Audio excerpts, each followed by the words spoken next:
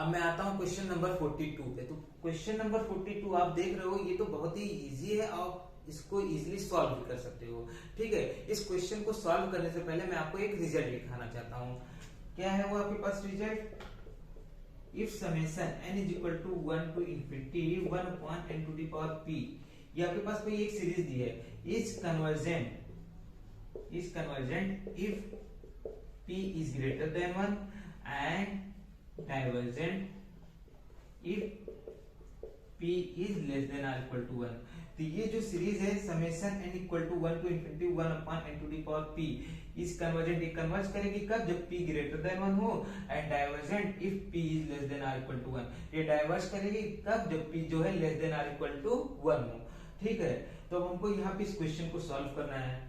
तो अब हम लोग इसको देखते हैं और इसलिए इसको सॉल्व कर लेते हैं। तो क्या कह रहा है कि summation n is equal to 1 to infinity 1 upon n की पावर p कन्वर्ट्स, ये कन्वर्ज करेगी इफ p इज, अगर p क्या हो, पहला ऑप्शन क्या दे रहा है 2, p क्या हो 2 हो, अगर p की वैल्यू 2 हो गई, 2 हुआ, p की वैल्यू 2, इसका मतलब क्या हुआ 2 जो है ग्रेटर देन 1 हो गया। अगर 2 ग्रेटर देन 1 है तो यहाँ पे p ग्रेटर देन 1 हो गया, तो इसका मतलब ये सीरीज कन्वर्ज करेगी। तो ये तो ऑप्शन आपका करेक्ट हो गया। अब यहाँ पे आएंगे तो 1/2, अगर p की वैल्यू 1/2 होगी तो ये लेस देन 1 होगी, तो डाइवर्ज करेगा, तो ये ऑप्शन आपका डिस्कार्ड हो गया। 1/3 ये भी लेस देन 1 है, ये भी डाइवर्ज करेगा, यहाँ पे भी आपका क्या हो गया, ये भी ऑप्शन डिस्कार्ड हो गया।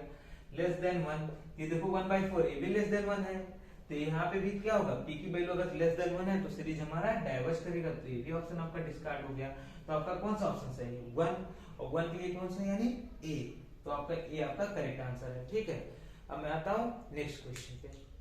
अब मैं आता हूँ नेक्स्ट क्वेश्चन, क्वेश्चन नंबर 39 पे। तो क्वेश्चन नंबर 39 देखो क्या है, इसमें भी वही है, असर्शन और रीजन का काम है।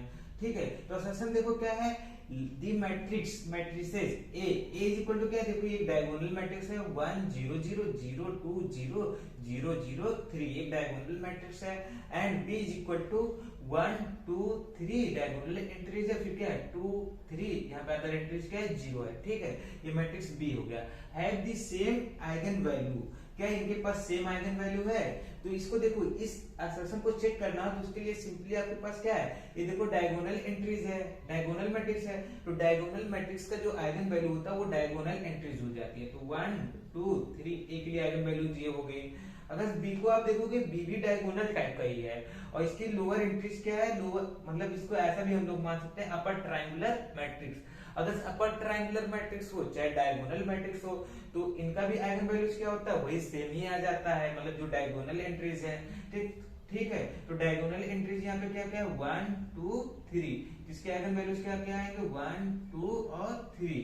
तो अब आप देखो, क्या मैट्रिक्स ए के पास आइगन वैल्यूज क्या क्या है 1 2 3 है, और मैट्रिक्स बी के पास क्या क्या आइगन वैल्यूज है 1 2 3, तो दोनों के पास सेम आइगन वैल्यू है ना।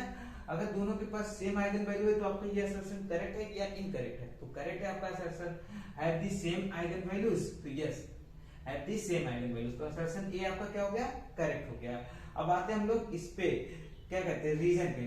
To matrices A and B are similar matrices, two matrices A और बी सिमिलर मैट्रिसेस हैं, इसलिए यहाँ पे क्या होगी, आइगन वैल्यूज जो है सेम हो रही है। ठीक है, तो एक बेसिक रिजल्ट भी है, अगर दो मैट्रिक्स सिमिलर होती हैं तो उनके जो आइगन वैल्यूज होते हैं वो सेम होते हैं, तो आप इस रीजन को करेक्ट मान सकते हो। बट क्या हमको ये देखने की जरूरत है, क्या ए और बी आपस में सिमिलर हैं?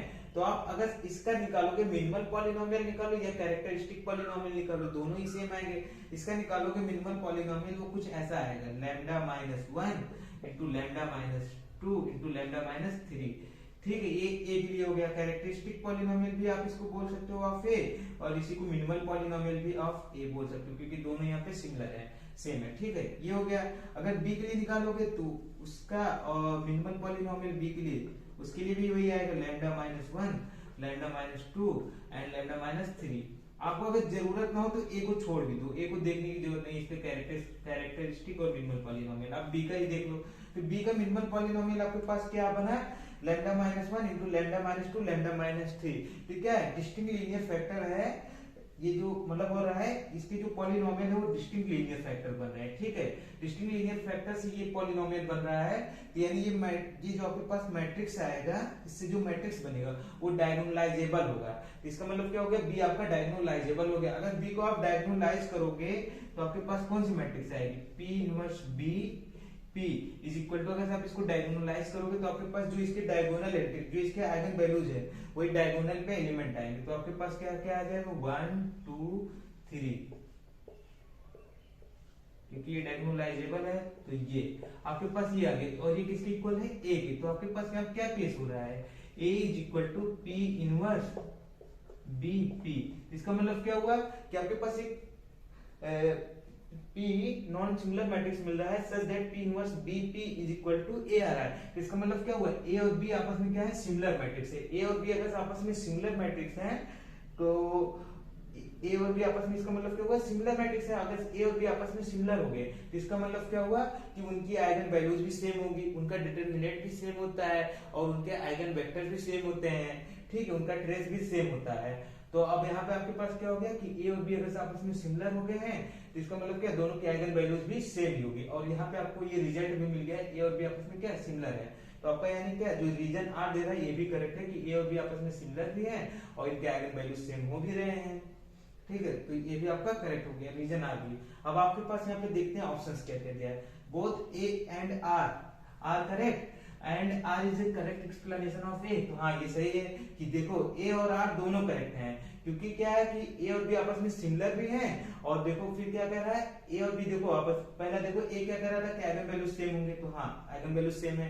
R क्या कह रहा है कि A और B सिमिलर है, तो A और B सिमिलर है, ये भी आपने देख लिया है। फिर उसके बाद R is correct explanation of A। हाँ कि अगर दो मैट्रिक्स सिमिलर होते हैं तो उनके आइगन वैल्यू सेम हो जाते हैं, तो करेक्ट एक्सप्लेनेशन है। तो ये भी आपका क्या हो गया, ये करेक्ट हो गया आपका, ठीक है। सेकंड पे आते हैं, both A and R correct, हाँ दोनों तो करेक्ट हैं, but R is not correct explanation of A। लेकिन R जो है A का करेक्ट एक्सप्लेनेशन नहीं है। तो आपका क्या हो गया, फॉल्स हो गया, क्योंकि अगर दो मैट्रिक्स सिमिलर होंगे तो उनके आइगन वैल्यू सेम होंगे। तो आपका क्या हो गया, स्टेटमेंट 2 गलत हो गया। थर्ड क्या कह रहा है, A is correct but R is not correct, तो ये भी आपका क्या हो गया, रॉन्ग हो गया। फोर्थ क्या कह रहा है, A is not correct but R is correct. A जो है करेक्ट नहीं है बट R क्या करेक्ट है, तो ये भी आपका क्या हो गया, रॉन्ग हो गया। तो यानी आपका कौन सा ऑप्शन सही है, ऑप्शन नंबर 1 ये सही है। तो अगर यहाँ पे ऑप्शन देता कुछ ऐसे देता, चार options A 1 B 2 C 3 and D 4, तो आपका कौन सा ऑप्शन सही है, ये 1 वाला, ठीक है। इसको आप टिक करके आगे बढ़ जाते तो मेरे ख्याल से आपको ये समझ में आ गया होगा। अब मैं आता हूँ नेक्स्ट क्वेश्चन, क्वेश्चन नंबर 40 पर। तो क्वेश्चन नंबर 40 आपका क्या है, मैच लिस्ट 1 विद लिस्ट 2। यहाँ पे आपको सिंपली क्या करना है, लिस्ट 1 दी है और लिस्ट 2 दी, इन दोनों को आपको क्या करना है, मैच करना है। लिस्ट 1 क्या है, लिस्ट 1 वेक्टर स्पेस, लिस्ट 1 जो है आपके पास वेक्टर स्पेस का लिस्ट है, एंड लिस्ट 2 क्या है, लिस्ट 2 डायमेंशंस, लिस्ट 2 आपके पास क्या है, डायमेंशंस का है, ठीक है। अब इन दोनों को आपको मैच करना है। तो सबसे पहले अब हम लोग देखते हैं क्या कह रहा है यहाँ पे, R ओवर R का अगर आप डायमेंशन निकालोगे तो कितना आएगा, R ओवर R, इसका डायमेंशन जो होता है 1 होता है, यानी A किससे मैच कर रहा है, A जा रहा है 4th पे, ठीक है, ये हमारे पास हो गया, ठीक है। अब हमारा सेकंड क्या कह रहा है, सेकंड क्या कह रहा है, C ओवर R, अगर C ओवर R इसका आप डायमेंशन निकालोगे, C ओवर R इसकी डायमेंशन होती है 2, तो यानी C किससे हमारा जाके मैच कर रहा है, C ओवर R की डायमेंशन होती है 2, ये जाके 3 से मैच कर रहा है। तो B आपके पास किससे मैच हो रहा है, 3 से। अब हमारे पास थर्ड क्या है, R3 over R, R3 over R, R3 over R इसका जो डायमेंशन होता है वो कितना होता है, 3 होता है। R3 ओवर R इसका डायमेंशन कितना है, 3 है। तो ये किससे मैच होगा, सेकंड से जाके, C जाके हमारा किससे मैच हो रहा है, सेकंड से, तो C जाके हमारा सेकंड से मैच हो रहा है। फिर आते हैं D पे, D क्या है, C2 over R, C2 over R। यहाँ पे देखो जो ये C है, C मतलब कॉम्प्लेक्स नंबर है, R मतलब रियल नंबर है, तो जो D आपका है C2 ओवर R है, तो C2 ओवर R इसकी डायमेंशन कितनी होती है, 4 होती है। तो ये किससे जाके मैच करेगा, D वाला जाके फर्स्ट से मैच करेगा, ठीक है। ये देखो अब आपके पास क्या हो गया, जो ये चारों मैच कर रहे थे वो आपके पास मैच हो गए। A जा रहा है 4th पे, B जा रहा है 3rd पे, C जा रहा है 2nd पे और D जा रहा है 1st पे, ठीक है। अब हम देखते हैं यहाँ पे ऑप्शंस कि कौन सा करेक्ट है। तो देखो 1 के वन में क्या है, ए गया है फोर्थ पे, बी गया है 3 पे, सी गया है सेकंड पे, डी गया है 1 पे। तो ये आपका करेक्ट है, तो इसको आप टिक कर दीजिए। अब बाकी अब ऑप्शन 2 ऑप्शन 3 भी आप देख लीजिए, बट ये इनकरेक्ट ही होंगे। चेक कर लेते हैं। ए जा रहा है 1 पे, तो यहाँ पे देखो पहले ही करेक्ट इनकरेक्ट हो गया, तो आपका ये इनकरेक्ट हो गया। ये जा रहा है सेकंड पे, ये भी इनकरेक्ट हो गया। थर्ड आपका क्या कर रहा है, ए जा रहा है 1 पे, तो यहाँ पे ए भी आपका इनकरेक्ट हो गया। तो आपका कौन सा ऑप्शन सही है, ऑप्शन नंबर 1 ये आपके पास सही है। अगर 1 का मतलब यहाँ पे कौन सा ऑप्शन सही होगा, ए। तो ए को आप टिक करके आगे बढ़ जाओगे। तो मेरे ख्याल से आपको ये एक्सप्लेनेशन और ये एग्जांपल्स आपको समझ में आ गए होंगे। और अगर आप चैनल पे नए हो तो प्लीज दोस्तों चैनल को सब्सक्राइब कर लीजिए एंड वीडियो को लाइक एंड शेयर कर दीजिए, जिससे कि आपके दोस्तों की भी हेल्प हो जाए। ठीक है दोस्तों, तो थैंक यू दोस्तों, जय हिंद, वंदे मातरम।